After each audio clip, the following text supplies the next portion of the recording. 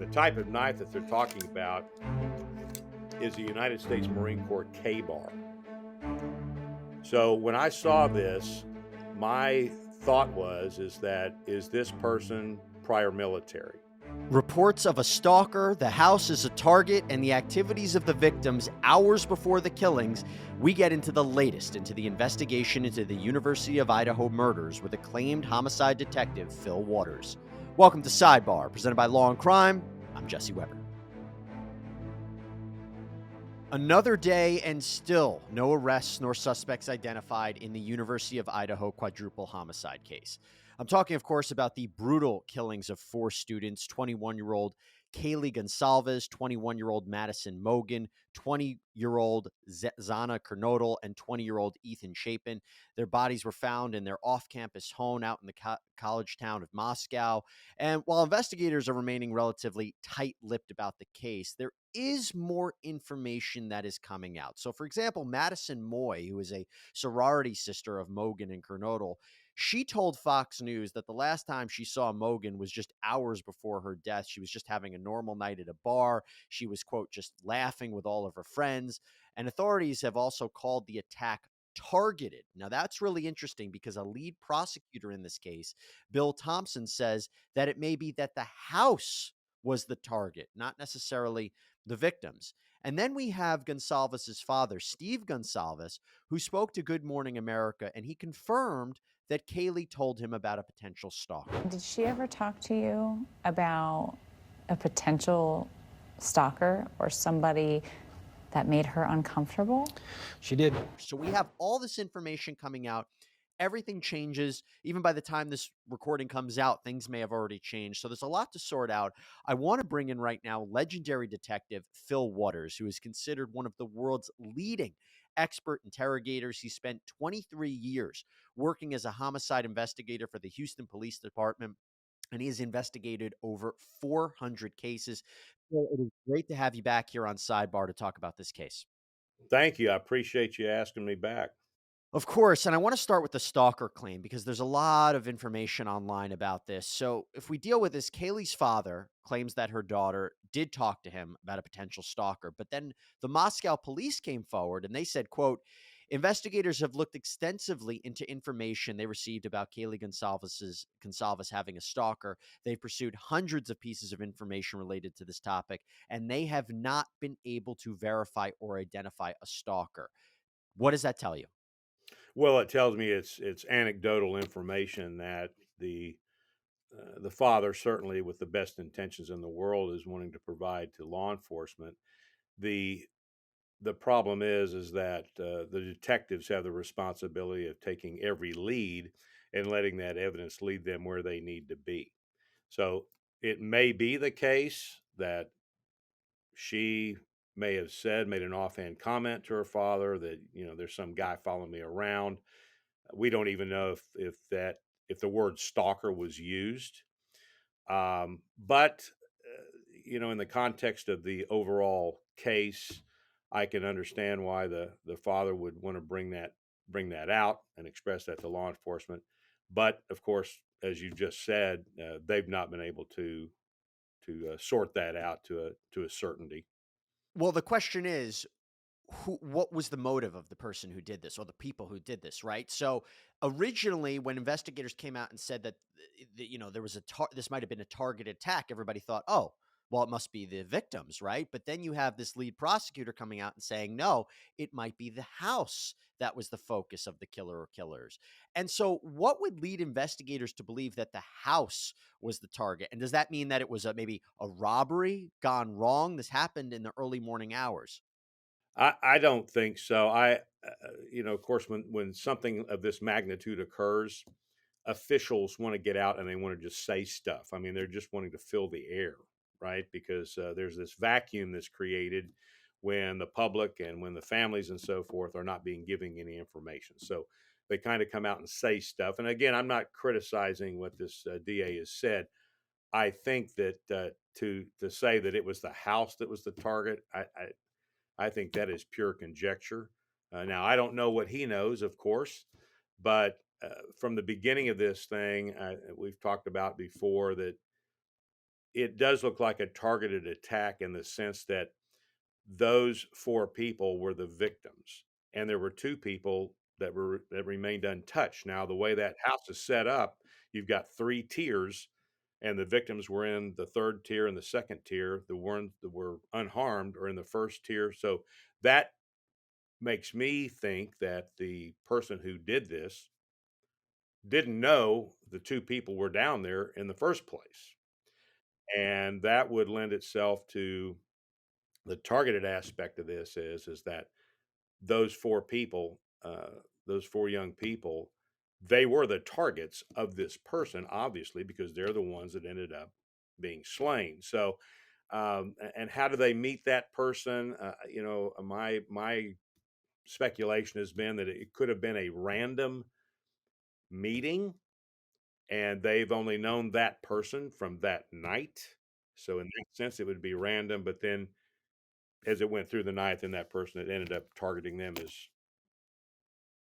And we did a show on this actually previously, doing a breakdown of the house and how it was structured. And again, there were these 2 surviving victims, these roommates who police have ruled out as suspects, to make that clear. But just going to the timeline for a second while I have you, investigators believe that these stabbings occurred around between 3 a.m. and 4 a.m. They haven't been able to find the murder weapon, right? They believe that it was some sort of fixed blade knife. I know that they've looked at different knife shops to try to see if it was sold to anybody.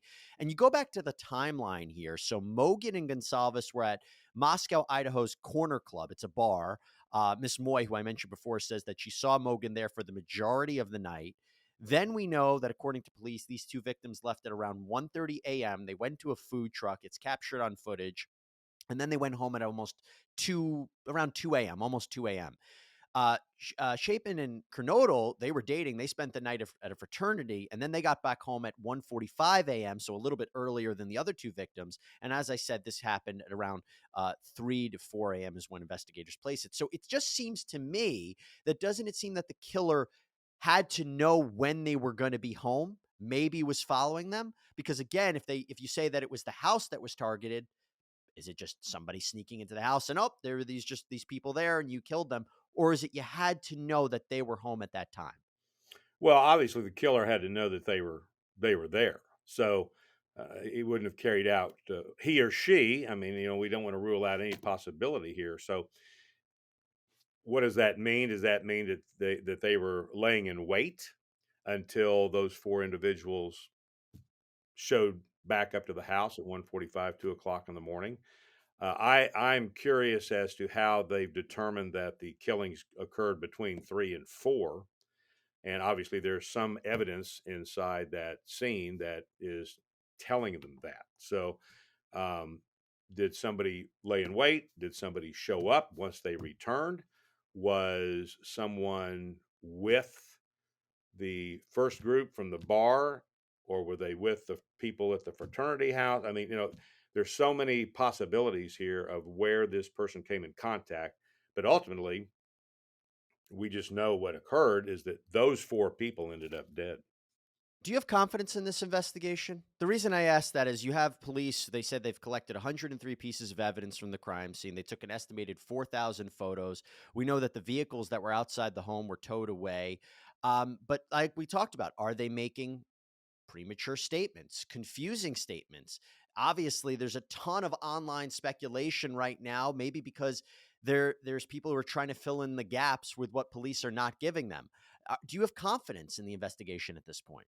Well, I do in the sense that this is an overwhelming scene of great magnitude, and I'm sure that chief of police, just his first communication with the public about this, he was clearly shaken by this, and so I'm sure he's never seen anything like this to this magnitude, especially in that little college town of 25,000 people. So they have they have done what they needed to do. They brought in other resources. The state has brought in resources. The FBI has been brought in.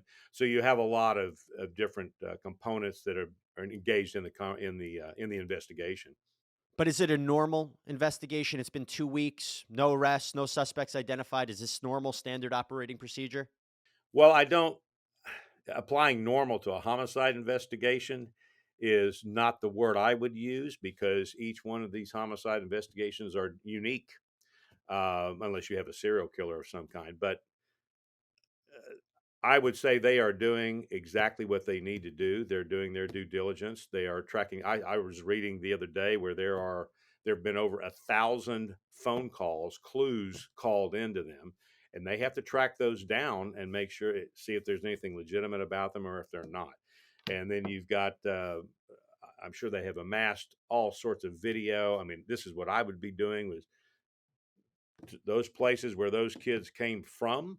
You want to track and see if you've got any videos that are from the point that they left to the point that they ended up. And so there are so many, this is multi-layered. There are so many components of this investigation, and people, uh, you know, I know they're impatient. They want a resolution, but this isn't television, and this isn't getting solved in 43 minutes without commercials.